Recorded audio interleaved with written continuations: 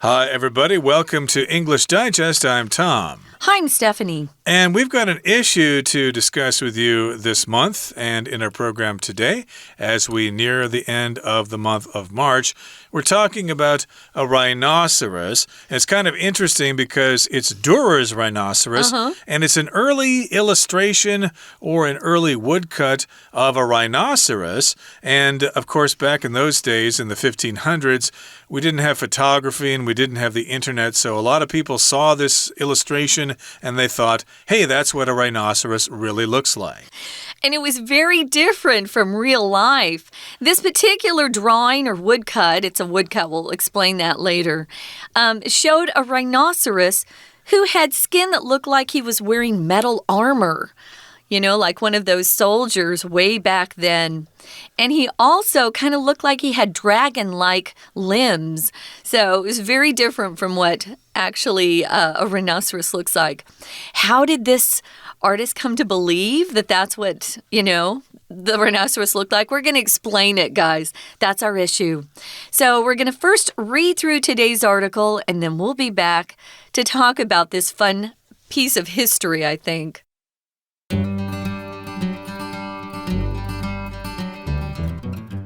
If you asked someone in 17th century Europe to draw a rhinoceros, what do you think they would draw? The answer might startle you. A horned neck, skin like a suit of armor, and scaly dragon-like limbs. Europeans were aware that rhinoceroses existed by this time. But how did they come to believe they had this bizarre appearance? At the beginning of the 1500s, a rhino named Genda was given to King Manuel I of Portugal by one of his newly established colonial territories in India. Genda survived only 7 months in Europe, drowning after the monarch attempted to regift it to the Pope in a short-sighted diplomatic move. But sketches of it caused a sensation across the continent, ultimately reaching a respected German artist called Albrecht Durer. Durer was fascinated with the images of this exotic animal and turned them into a woodcut, a carved image that could be printed onto paper. His rhinoceros was a tank of an animal, portrayed with a ridged hide and armor plates around its neck. The image was widely popular in its day and was printed 4,000 to 5,000 times. More importantly, as most contemporary Europeans could neither read nor write, everyone took his representation at face value. Had it not been for Durrrr, the misconception that rhinoceroses were mighty armored monsters might have never taken hold in Europe. Another woodblock printer, Hans Birkmeyer, depicted the animal in a much more realistic way. However, his woodcut was eclipsed by Durer's work and never gained the same widespread exposure. Europeans would continue to believe in Durer's fantastical beast for another 2 centuries, until more rhinoceroses were brought to Europe in the 18th century. The misconception caused by Durer's image goes to show that we can't always trust our eyes. Some things need a little more investigation. Okay, everybody, let's talk about the contents of our lesson for today. We're talking about a German artist by the name of Albrecht Durer, and this person drew a picture of a rhinoceros, but didn't really draw a picture. It was actually a woodcut. So that's one way of illustrating something. You use a piece of wood and you carve an image into the wood, and then later you can slap some ink on there and then stamp it on a piece of paper, and you get yourself a picture. So, of course, this was an illustration or a woodcut of a rhinoceros done by the German artist Albrecht Durer.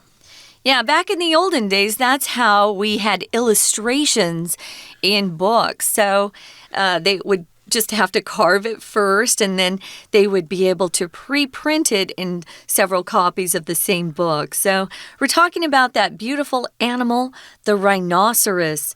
I know lately in Taiwan, Tom, maybe this has been your experience too, When I record for companies, especially for kids things, we end up teaching them rhino and not the full name of the animal. But the full name is rhinoceros. Right. And you should probably learn both because I tend to say rhinoceros rather than rhino myself. But, English is my language, so it's easier, I know. But learn the full name of the animal and not just rhino. Yeah, Durrrr, he was a German, and this was his interpretation of the rhinoceros. We're calling it wacky because it's kind of funny, kind of silly, something that is unusual that you'd laugh at. You can call someone wacky if they're kind of fun and they're the class clown, always kind of wacky. Or his clothes are a little wacky. He's a little wacky, a little different. But it was a wacky woodcut, and it confused a whole continent. We're talking about Europe here for quite a few decades, actually. Right. The Europeans, of course, had false impressions of a lot of parts of the world, and this is an explanation possibly of why they misunderstood things. They just had this image, and they thought, hey, that's what a rhino looks like, so we're going to believe that. And, of course, as I said earlier, they did not have photography in those days, so they couldn't really verify the actual appearance of a rhino. So here we go with the first paragraph. It says, if you asked someone in the 17th century Europe, or in 17th century Europe, to draw a rhinoceros, what do you think they would draw? So we're going back to the 1600s in Europe, and you run into the average person from Germany or France or the Netherlands or whatever, and you say, hey, will you draw me a picture of a rhinoceros? I'm from America, we don't have them there, and I've heard this word before, and maybe you guys know what they look like. Hey, could you guys draw a picture of a rhinoceros for me? And that's what happened. So this is back in the 17th century. Remember, that's the 1600s. So that was a long time ago. So what this person would end up drawing if you asked them, this is just supposing you did this, the answer might startle you. If something startles you, it surprises you. Oh, you startled me. If someone approaches you and you don't hear them at first and then they talk, sometimes you jump. You can say, oh, you startled me. You might be startled at what they draw for you. There's a horned neck, skin like a suit of armor. We'll either say a suit of armor or a coat of armor. That's that metal clothing that warriors or soldiers would wear long ago so that they wouldn't immediately die in battle. They didn't have guns back then, but they had horrible instruments to kill people with, especially swords and knives, so that armor would protect them. And then they had scaly, dragon-like limbs. So dragons usually have bigger limbs than rhinoceroses, to begin with. But scaly just means the kind of skin that a fish or a snake has. It's got a lot of scales on it. I guess dragons also are drawn with scales. Yeah. And scaly is the adjective here. So yes, it had limbs, which would be its legs. The limbs had scales on them. They were scaly like a dragon. And Europeans were aware that rhinoceroses existed by this time. But how did they come to believe they had this bizarre appearance? So Europeans had heard stories from people from Africa or people who had traveled down there and told them about rhinoceroses and said, yes, they exist. Yeah. And, they're kind of these animals that have a horn and they've got these fat little feet and stuff like that. So they were described that way, but they didn't really know what they looked like.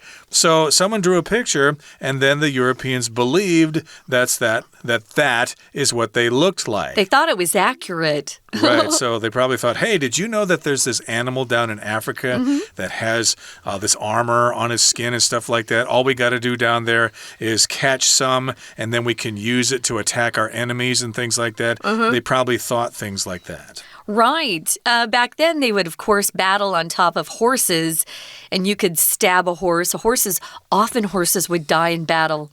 But if you could get a rhinoceros with armor on it already, which they believed it had, it would protect their animal, I guess, that they were riding on. Of course, you can't do that because rhinoceroses don't come with a suit of armor. Now, at the beginning of the 1500s, the rhino was given a name, Genda, and it was given to King Manuel I of Portugal by one of his newly established colonial territories in India. Back then, the more developed, stronger, richer countries would invade smaller, not always smaller, but just poorer countries who weren't as technologically or more developed countries like India. They would invade them and take control, and they would rule them as if that land was their own. We called them colonial territories. This happened quite a bit back then. Spain was very strong at this point. They invaded India and took control. Well, they discovered there were rhinoceroses there. And so, wow, that's a cool new animal we've never seen before. So the king probably commanded his soldiers to bring back one of these rhinoceroses because he wanted to use it for a particular purpose. Right, but Genda, the rhinoceros, survived only 7 months in Europe, drowning after the monarch attempted to re-gift it to the Pope in a short-sighted diplomatic move. So they did bring a rhino back to Europe, but it did not survive very long. It only lived 7 months in Europe, and it drowned after it was given to the Pope as a gift. Now, we're talking about King Manuel I of Portugal, so that's a monarch, a leader of a kingdom, and this monarch tried to give it as a gift to the Pope. Remember, it was a gift first to King Manuel I, and then he decided to use that animal as another gift for someone else. I don't know if you've ever done this with anybody, but maybe somebody gave you a gift that you didn't really like, but you didn't want to hurt the person's feelings, so you said, thank you very much, I love it, and then maybe a couple of weeks later, you decided to wrap it up and give it to someone else as a gift. So that's what happened with Genda, the rhinoceros here. The king of Portugal there tried to give it to the Pope, which is the leader of the Catholic Church in Rome. Yeah, re-gifting is kind of popular these days. We'll often get gifts that, maybe we have one already. That's another problem. So you just wrap it up again and give it to somebody else. But you better make sure that the original person who gave you the gift doesn't find out. That's not cool. That will hurt their feelings. We're going to talk more about this, guys, because we have some more vocabulary words in this particular paragraph. So let's take a break right here. Listen to our Chinese teacher, and then we'll be back. Hello everyone, 我是派老师。今天讲解的是3月份 Unit 15 Durrr's Rhinoceros, the wacky woodcut that confused a continent. 这是一篇克漏字选择的练习题，内容与犀牛有关。大家应该都在动物园里看过这种体型庞大的动物，对于犀牛的外观有一定的认知和印象。不过在17世纪的欧洲，还是有许多民众没有亲眼见过。他们对于犀牛的印象受到德国艺术家 Albrecht Durer 版画创作的影响，以为犀牛具有隆起的兽皮以及被盔甲围绕的脖子。好，我们现在一起来看看学习重点。首先，请看到第一题，前文提到，如果请17世纪欧洲人画一只犀牛，你觉得他会怎么画？空格，本句冒号之后，他们画的犀牛会有长角的脖子、盔甲般的皮肤以及龙一般布满鳞片的四肢。现代人看了可能会 A. relieve 是减轻、舒缓的意思， B. inform 告知， C. startle 是吃惊， D. tease 是嘲笑、取笑。所以我们从上下文来推断，答案选 C. startle。现代人看了会相当吃惊。接着我们看到第二段，从第二段我们得知欧洲人最早是怎么认识犀牛的。西元16世纪初，葡萄牙国王曼努埃尔一世从印度新建立的殖民地取得一只犀牛，名为 Genda。不过 Genda 到了欧洲7个月之后就死掉了，而且是溺死的。葡萄牙国王把它当作外交礼物，当时呢想要转赠给教宗。不幸的是，这只犀牛后来就死掉了。We're going to take a quick break. Stay tuned. We'll be right back.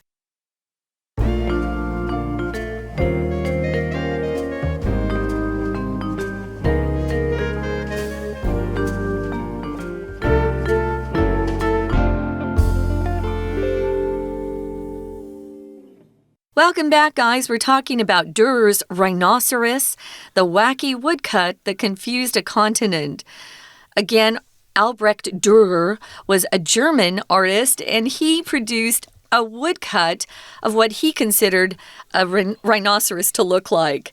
And it confused the continent of Europe for quite a while because what he drew wasn't exactly accurate. It didn't really represent a true rhinoceros. But it's kind of fun how this drawing came about, or the woodcut came about. Okay, so the King of Portugal has this rhino, and then he tried to re-gift it to the Pope, and that was in a short-sighted diplomatic move. If something's short-sighted, you don't really think too much ahead. You don't really think about the consequences. So he thought, I think I'll give this rhinoceros to the Pope as a gift, but the king did not think about what would happen to the rhino. Would it be able to survive in the Vatican City or something like that? So it was very short-sighted. He just kind of did it on impulse. He didn't really think it through, and it was a diplomatic move. That just means he was trying to have better relations with Vatican City there. So, yeah, diplomatic means having to do with diplomacy or countries interacting with each other for their mutual benefit. Yeah, if you talk about diplomats, they're representatives from one country that go to another country to encourage communications between those two countries so they don't end up fighting or, break out into a war. It's called international relations if you want to study it in school. Politics, international relations. So, yeah, he gave it to the Pope, but it seems like the Pope didn't know how to take care of this rhinoceros. If someone gives you an animal, you should probably find out how best to take care of it first. We know that rhinoceroses love the water.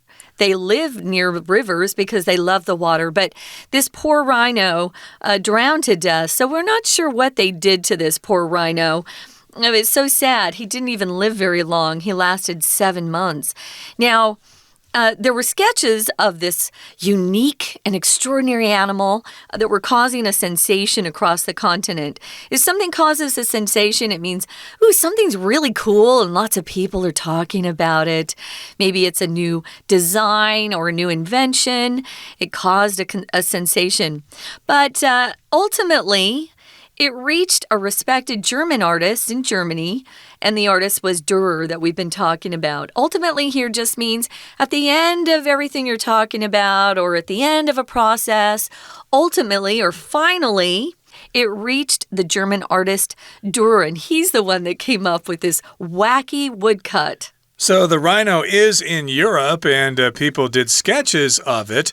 So people did know kind of what it looked like based on those sketches, but of course a sketch is an informal drawing of something. So a sketch eventually reached the artist called Albrecht Durer, a German guy, and Durer was fascinated with the images of this exotic animal and turned them into a woodcut. Which is a carved image that could be printed onto paper. So I guess he had not seen the rhino himself. He just saw these sketches.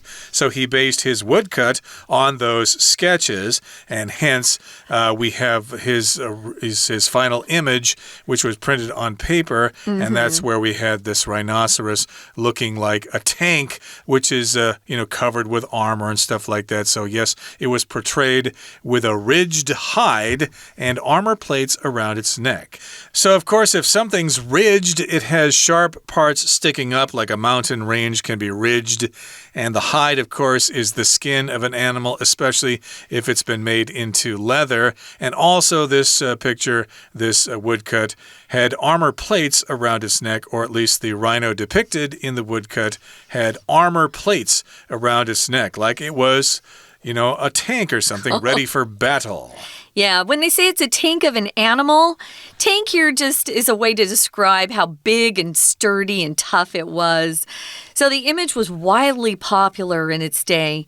People loved it. They thought it was so cool. And it was printed 4,000 to 5,000 times. Back then, printing things was not easy or cheap. So they must have really loved the drawing.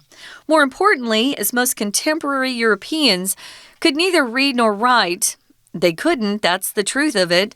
To get an education was very difficult. We didn't have books printed easily back then, so it's very hard to learn anything. Everyone took his representation or his woodcut at face value. If you take something at face value, you accept exactly what you see or exactly what something appears to be. For example, you might have a coworker who tells you something and it sounds a little bit suspect or a little bit fishy, which means you don't know if it's, something you can really take at face value or accept as being truth. He might be somebody who maybe lies a little bit, you could say. So sometimes you can't always take someone at face value or take something they say at face value. Just accept it as being what the truth is or what actually is the case. Sometimes you need to look into it further. So if you know someone to be a little bit dishonest, never take them at face value. Never believe exactly what they say. Do your own investigating. That's right. So, yeah, they had nobody to explain things to them and they couldn't read, so they saw this picture and they thought, hey, that's what a rhino really looks like. Just accept it, yeah. Exactly. Now, had it not been for Durer, the misconception that rhinoceroses were mighty armored monsters might have never taken hold in Europe. So basically, we're saying that if he had not done this woodcut of the rhinoceros, then people in Europe would not have believed that's what they looked like. They probably would have not known what they looked like or what they really look like. So misconception is the wrong idea. So a conception or a concept is an idea, but a misconception, it just is the wrong idea. They had this wrong idea that rhinoceroses had this great armor on them. If something takes hold, it means it takes root, it sticks, it's accepted or adopted rather than rejected. So it was accepted in Europe that that's what rhinoceroses actually looked like. Something takes hold. Sometimes you have to do something again and again before that habit takes hold in your life, right? So another woodblock printer, Hans Birkmeyer, he depicted or drew the animal in a much more realistic way.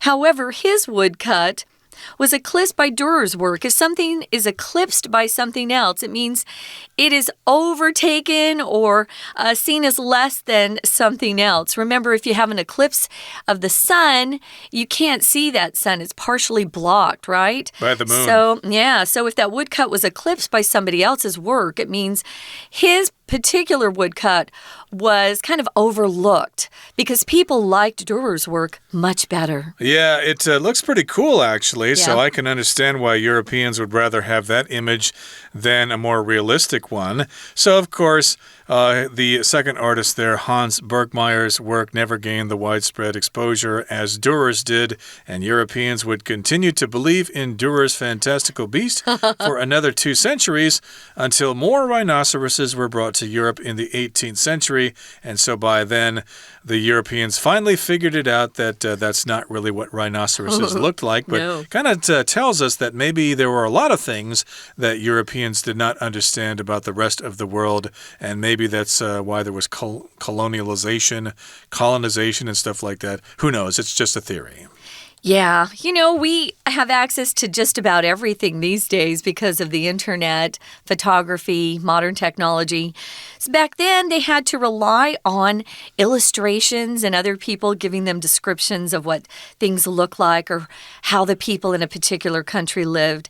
This misconception that was caused by Durer's image goes to show or shows something. It goes to show. It's showing us that we can't always trust our eyes. Some things need a little more investigation. That's kind of like our news these days. If it's fake news, you got to do some more investigating on your own before you find out the truth. Never take anything at face value if you don't trust the source. That's the lesson here. We're going to listen to our Chinese teacher. We can always take them at face value, always. They'll never lie to us. We're going to listen right now. 接着我们看第二题。我们看一下题目的4个选项。A. Adjustment 是调整、调节的意思。B. Subscription 是订阅。C. Attachment 是附件。D. Sensation 这是轰动。前文说明欧洲的第一只犀牛 Gander 只有活了几个月。题干以转折词 but 开头，我们可以推知这和上一句的语义呈现对比，表示亲眼见过这只犀牛的人虽然不多，但它的素描居然传到德国艺术家 Durrrr 的手中，可见当时这只犀牛的素描引起了轰动，才会传遍整个欧洲。所以答案呢就选 D Sensation。 接下来我们看第3题。更重要的是，由于当时大多数的欧洲人 Contemporary Europeans 指的就是当时那个时代的欧洲人，空格阅读，再来空格书写，逗号之后的意思是，因此每个人都仅凭着表象对杜勒的在线图像信以为真。在解题之前老师要跟大家解说 take something at face value 这一个片语，它其实就是仅对什么表象，仅凭借着什么样子的表象，就对某样事物信以为真。题干副词连接词 as 表示因为开头，因为当时大部分的欧洲人怎么了？而逗点之后的主要子句指出，每个人都仅凭表象对杜勒的在线图像信以为真，所以我们推测当时的欧洲人应该是文盲，既不会阅读也不会书写，所以答案呢选 B neither nor。 若不是杜勒犀牛是巨大的盔甲怪兽这样的误解，可能永远不会在欧洲变得那么普遍。我们接着请看第4题。第4题题干说，另一位木刻雕版画师 Hans Bergman 以一种更为怎么样的方式描绘犀牛？ A. Realistic 是写实的。 B. Ruthless 无情的。 C. Ridiculous 荒谬的。 D. Revolutionary 革命性的。依据前后文，第4题我们选 A. Realistic 写实的。然而他的木刻版画因为杜勒的作品而黯然失色，从未获得同样广泛的曝光。接着呢，我们看第5题。第5题的题干这里表示到，欧洲人在往后200年继续认定 Durrrr 所画的奇幻野兽就是犀牛，空格，更多犀牛在18世纪引进了欧洲。第5题题干到 18th century 之前是一个句子，不过却有2个独立子句。第一个的主词是 Europeans， 动词是 would continue to， 而第二个子句的主词则是 more rhinos， 后面动词是 were brought。 2个子句需要连接词连接，虽然4个选项都是副词连接词，不过只有选 C until 才能够和前后文语义连贯。句意的表示就是直到西元18世纪，有更多的犀牛引进到欧洲之前，欧洲人都一直认定 Durrrr 所画的奇幻野兽是犀牛。